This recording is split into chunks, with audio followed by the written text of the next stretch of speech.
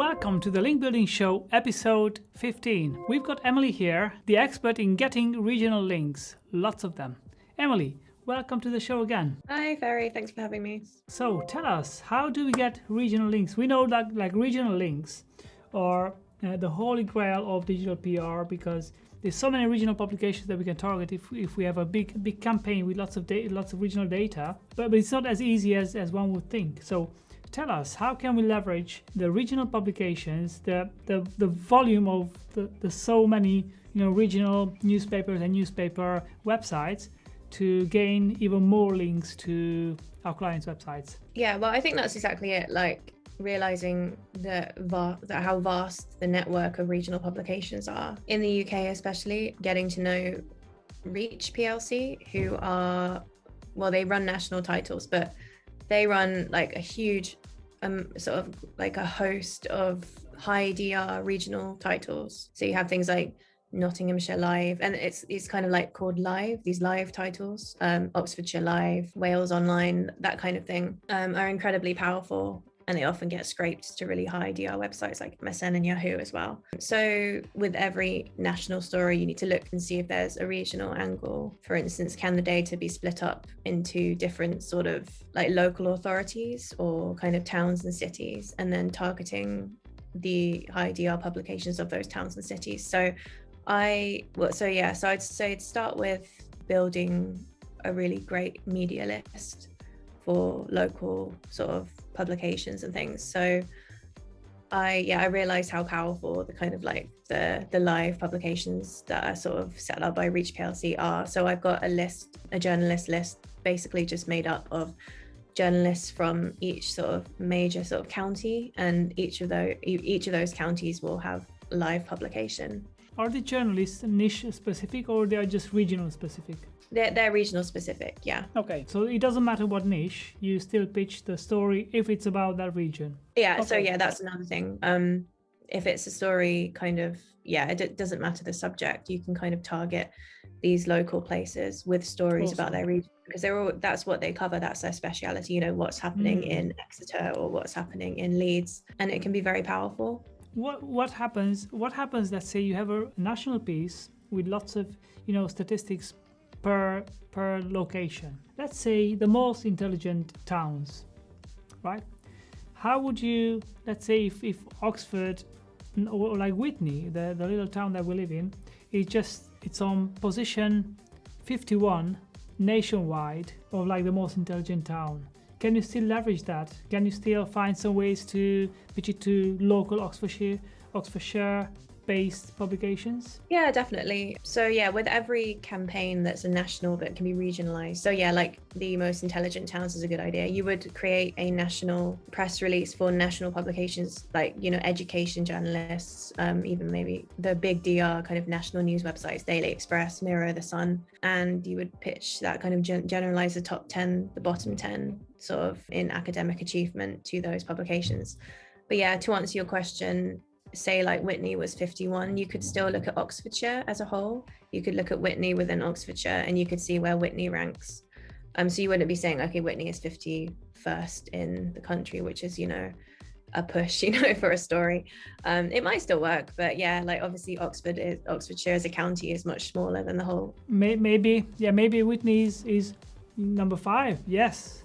Or you could even just put, you can still put it out though, like whether you're doing sort of a national release, but gearing it towards Whitney, and you're talking about like Whitney in the context of the whole of England, or you're doing Whitney in the context of Oxfordshire, you could still say the most intelligent towns, where does Whitney rank? So, if you're getting that name in there, you kind of caught the interest of the journalist. They might be interested to see where Whitney does rank, and they might still want to write about it in that context. Data is also your friend, is the friend of every PR campaign. You can't do a PR campaign without data, but regionalized data, the more cut up, the more sort of granular, the better, really. So, and it's interesting because like obviously living where we live, our local area is very specific and important to us, but it's easy to look at like a place like, I don't know, Yorkshire, for instance, where I don't know much about, and just kind of pitch them a story on Yorkshire and the Humber, which is like a massive kind of region, really.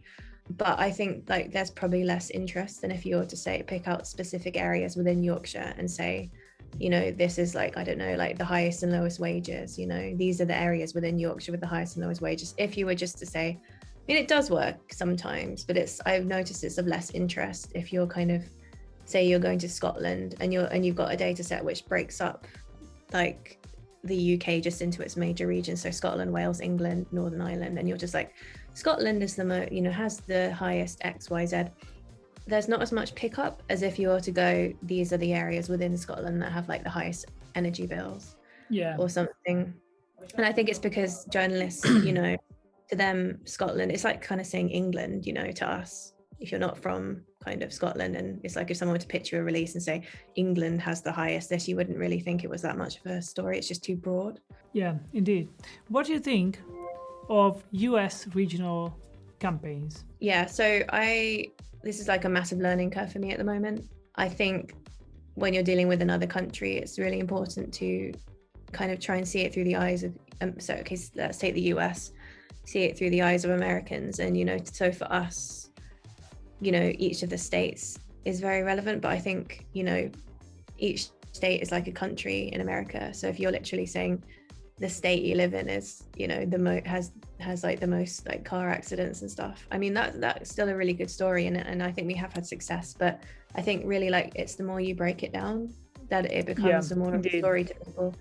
Yeah, because obviously like that's again like saying, say Arkansas has the most car accidents in the US, kind of like saying England again. I'm assuming, you know, because of how big, that's true. Like the geography. Break the data down as much as possible, up to a certain level, because you don't want to break down the data where you can only find like 2 or 3 journalists for that region, right? It's got to be a balance between enough pool of journalists to pitch to, but also granular enough to make it exciting for the local kind of community, right? Exactly, yeah, exactly. And that's why it's good to pitch kind of like, say you're pitching it to like, it's kind of probably not national, but like, you know, the media that covers a state, you know, if you've broken that state up into multiple metro areas, I think, or cities, then that's going to be like of a lot more interest. If you have a data set and it's, I don't know, just always see how far it can go in terms of data. Yeah, and you've only got like the 7 UK regions, see if you can find something else that breaks it down further. And I'm not saying don't do it, like it will probably still have some national interest. But the more you can break the data down, the more successful it is going to be. Yeah, exactly. So and get to know your regional journalists. Get to know your. Yeah, you kind of get old faithfuls, you know. If they've covered it once, you know, you kind of get a feel for the fact that they'll cover it again. And so the takeaways of this show are: break the data down as much as possible in as many regions as you can, and get to know the regional journalists, and create a very strong list of regional journalists, or even down to local authority, and make sure you get to know them very well. So if you combine these two, of course, you have to do all the rest of the things like writing a nice press release and making an exciting story, not just presenting the data, but writing the stories in an interesting way, angle the email towards that region. So always do separate sends for every different region, right, Emily? And if you send it out once, don't just give up and just send it out once, send it out the next. If you know your story is good, just keep on sending it out almost every day for a week, and then magic will happen. Some journalists might be grumpy, but it's not always the case. So consistency and making sure that being consistent, because we know how busy journalists' inboxes are. So, you know, we're playing sort of a numbers game. Yeah, indeed. You know, if we've got strong, you know, government-backed data that we know is going to be of value, there's no shame in wanting them to see it. You know, absolutely. It's going to be of value to their. It will be a good thing. It will be a good thing if we push hard for them to open the email, because it's going to serve them very well, right? Yeah, and you know, there's a way of doing it that's respectful, not spamming, but just bringing it to their attention, you know. Exactly. Nice one. Thank you very much, Emily. It was a great conversation, and I hope there's lots of other information that we can share with the wider audience, and I hope we can get to sit down very soon again. Yeah, that'd be great. Thank you. Awesome. Thank you. Have a lovely day, everyone, and see you soon in the next episode.